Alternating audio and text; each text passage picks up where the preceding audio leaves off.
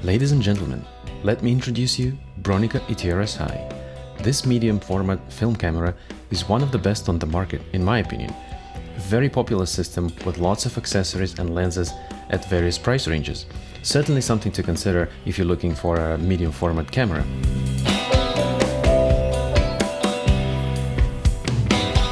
This camera is a very economical way to shoot 120 film. It is a 6:4:5 format, producing 6 cm by 4.5 cm images, which is 4:3 aspect ratio.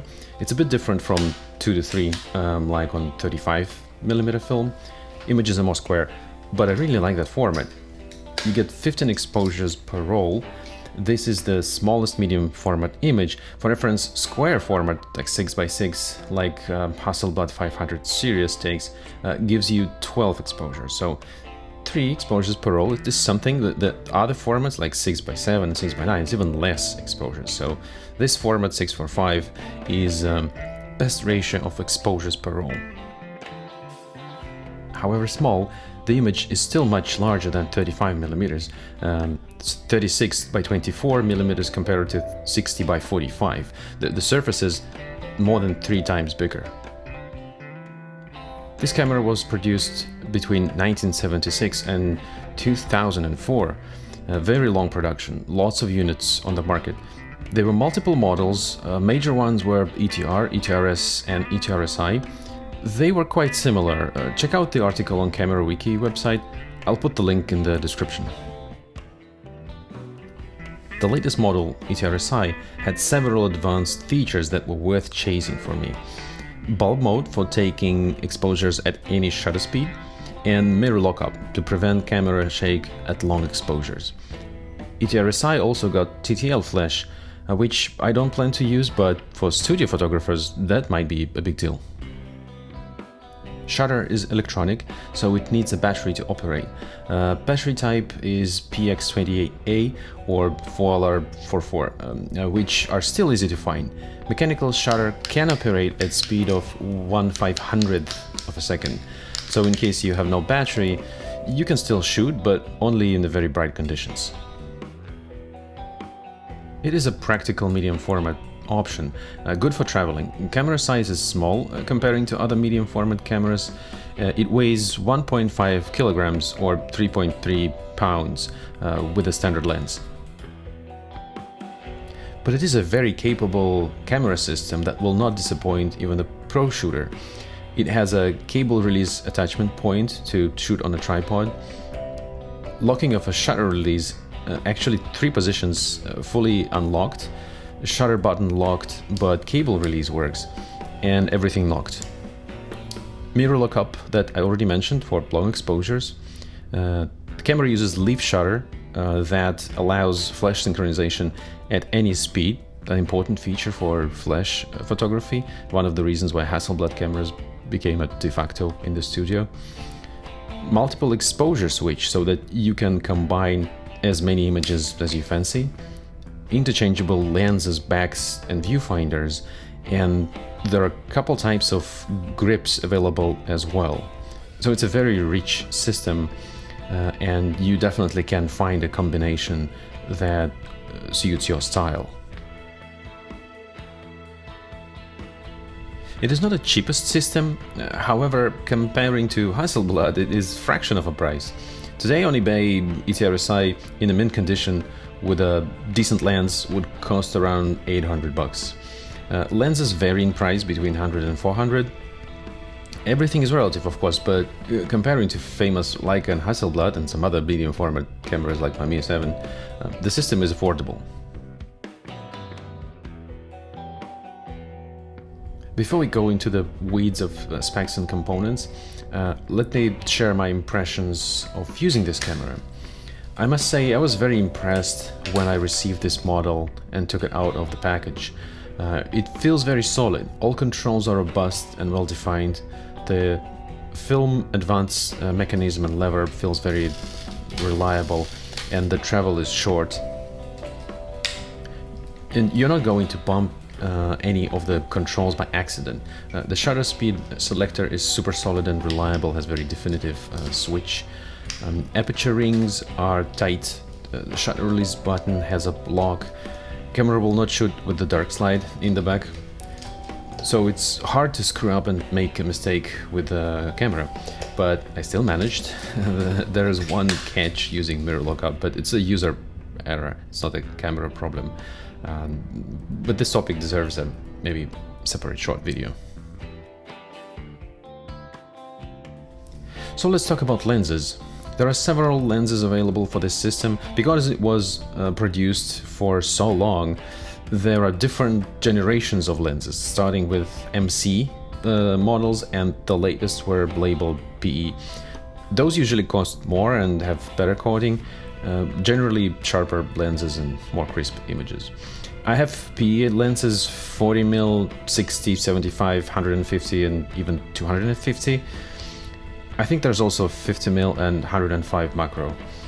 Translating to 35 film range, it is equivalent of 25 up to 155 millimeters. Pretty wide range. The 75 f2.8 lens is a standard, and most cameras on eBay are sold with that lens. It is equivalent of 46 to 47mm, which was a bit tight for me, so I got quite rare 60mm f2.8, which is about 37 millimeters in full frame and is more natural for me as a general purpose lens. It is more expensive, but price is nothing comparing to modern lenses for digital cameras. Aperture rings are clicked, very solid, and have half stops. Focusing rings are smooth, and the throw is quite long, so you can be precise with the focusing. Speaking of focusing, the viewfinder is interchangeable. Besides the waist level, I also have a prism viewfinder. It makes taking portrait orientation images possible, which is kind of a good feature for 4:3 aspect ratio. You can even get a grip for it if you shoot a lot of portraits, but I prefer to keep it compact. It comes with a focusing screen that uses split prism and micro prisms as focusing assist. Focusing is as easy as any other SLR of that time. There are several different focusing screens available for that camera.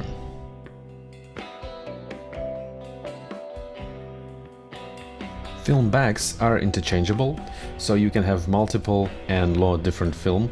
I like having one for color, one for black and white, or infrared.